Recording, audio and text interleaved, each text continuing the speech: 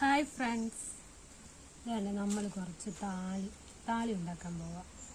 അതിനു വേണ്ടി കുറച്ച് ചെമ്പരത്തിയില, ചെമ്പരത്തിയുടെ പൂവ്, അതിൻ്റെ മുട്ട്, ഇതെല്ലാം കൂടെ നമുക്ക് ഈ പാത്രത്തിൽ ഞാൻ ഒരു പകുതിയോളം വെള്ളം എടുത്തിട്ടുണ്ട്. ആവശ്യത്തിന് ചെമ്പരത്തി പൂവുണ്ട്.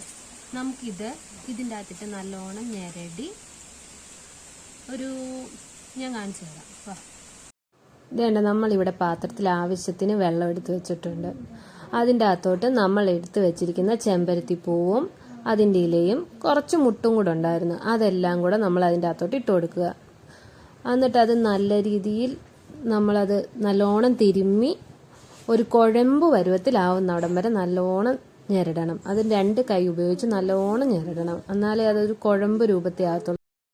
ഒരു 2-3 മിനിറ്റ് ഇതുപോലെ നമ്മൾ ചെയ്തുകൊണ്ടിരിക്കണം.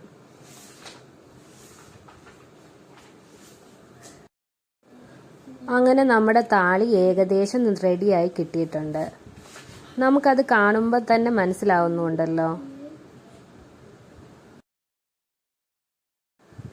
നമുക്കിനി ഇതിനെ അരിച്ച് മറ്റൊരു പാത്രത്തിലോട്ട് മാറ്റാം. നമുക്ക് ഈ രീതിയിൽ തന്നെ തലയിലോട്ട് അപ്ലൈ ചെയ്ത് കഴിഞ്ഞാൽ നമുക്കത് കഴുകി വൃത്തിയാക്കാനും അത് തലയിൽ അതിൻ്റെ ഇലയൊക്കെ ആയിക്കഴിഞ്ഞാൽ നമുക്ക് കളയാൻ ഭയങ്കര ബുദ്ധിമുട്ടായതുകൊണ്ട് നമ്മൾ ഇതിനെ അരിച്ച് ഉപയോഗിക്കുന്നതായിരിക്കും എപ്പോഴും നല്ലത്. നമുക്കിതുപോലെ മൊത്തം അരിച്ചെടുക്കാം.